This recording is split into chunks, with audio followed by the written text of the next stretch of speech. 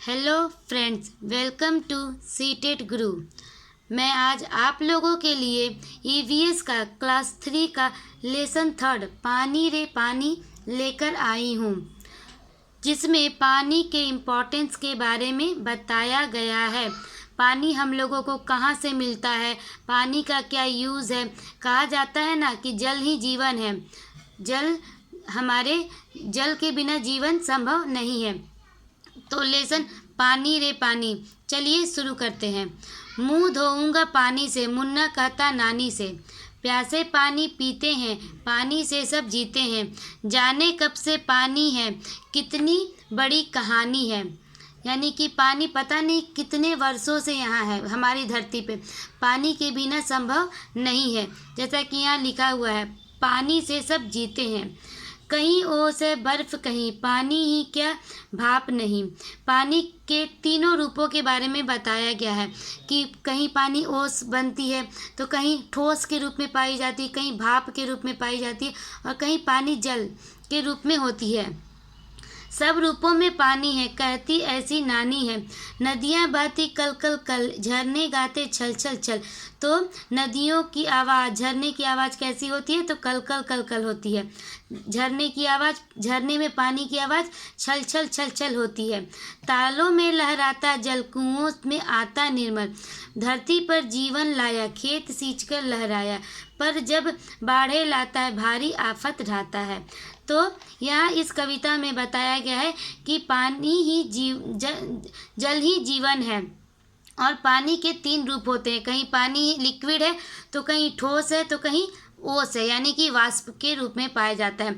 और यहाँ बताया गया है कि पानी, नदियों में पानी की आवाज़, जल का आवाज़ कल कल कल कल होता है। झरने में छल छल छल छल होता है।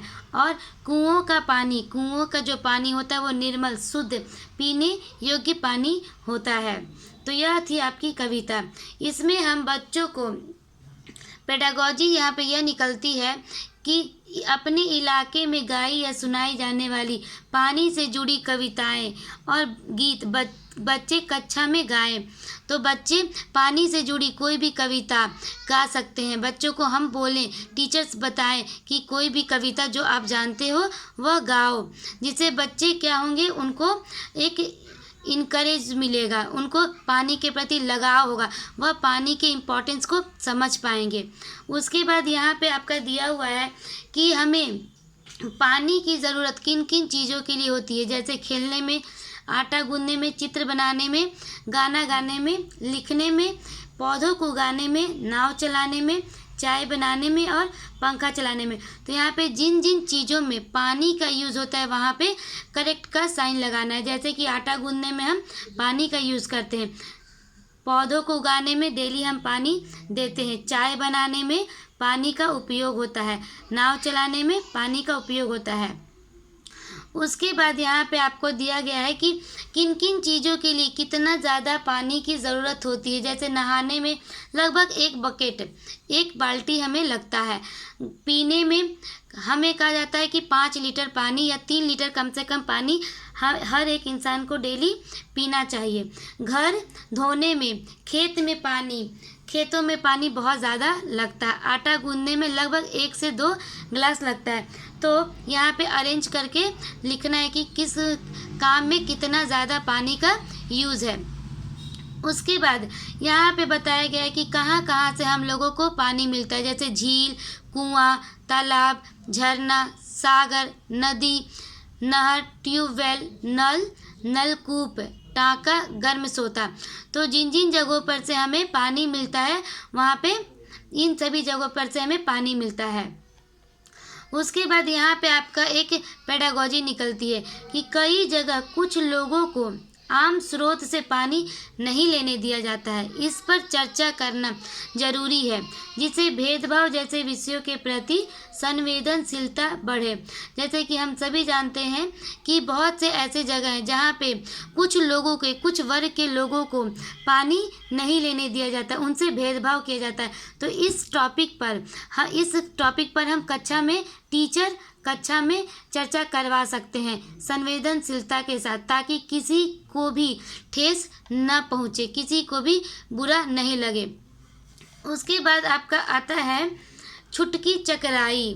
जैसा कि आप देख रहे हैं कि छुटकी चकराई क्यों चकराई, कोई तो कारण होगा जिसे छुटकी चकरा गई। चलिए पढ़ते हैं। हिरन और छुटकी को बहुत गर्मी लग रही थी। अंकल ने कहा, रुको, मैं तुम्हें आम का पन्ना देता हूँ। उन्होंने 2 स्टील के गिलास भरकर बच्चों को पकड़ाए, पर छुटकी ने जिद पकड़ी, मुझे तो कांच के गिलास में ही पीने में मज़ा आता है। अंकल ने पन्ना एक कांच के गिलास में पलट दिया, पर नहीं, छुटकी फिर भी नहीं मानी। बोली, अंकल आपने मुझे तो कम दिया है, तुम्हें क्या लगता है, यहाँ पे क्वेश्चन आता है कि तुम्हें क्या लगता है, क्या छुटकी के गिलास में कम पन्ना था। तो इस उम्र में, अर्ली चाइल्डहुड में बच्चे वॉल्यूम नहीं जानते। यहाँ पे देखिए पानी का आकार, शेप बदल गया, लेकिन उसकी जो मात्रा, क्वांटिटी है वह सेम है। लेकिन इस उम्र में, अर्ली चाइल्डहुड में बच्चे 2 से 6 साल के बच्चे वॉल्यूम को नहीं जानते हैं, वह नहीं समझ पाते हैं। तो हम क्लास में टीचर, यहाँ पे पेडागोजी निकलती है कि टीचर बच्चों को इस एक्टिविटी करने के लिए क्लास में बोल सकते हैं, तरह तरह के बच्चों को बुला सकते हैं और बोल सकते हैं कि देखो ये 2 ग्लास लेकर के, और उसी ग्लास का पानी को किसी ऐसे बर्तन में रख करके, जिससे बच्चे समझ पाए कि शेप पानी का नहीं बदल जाता है, लेकिन वॉल्यूम सेम रहता है। यहाँ पे आपका कुछ पहेली है कि किन किन चीज़ों से हमें पानी मिलती है, जैसे कि बावड़ी, झील, नल, कुआं, झरना, तालाब, नहर। तो ये कुछ पहेली है जहाँ जहाँ से हम लोगों को पानी मिलती है। और यहाँ पे आपका पेडागोजी निकलती है, छुटकी चकराई वाले क्रियाकलाप को करके दिखाएं। बच्चों को क्रियाकलाप करने, देखने तथा पूछने का मौका दे। तो जैसा मैं आप लोगों को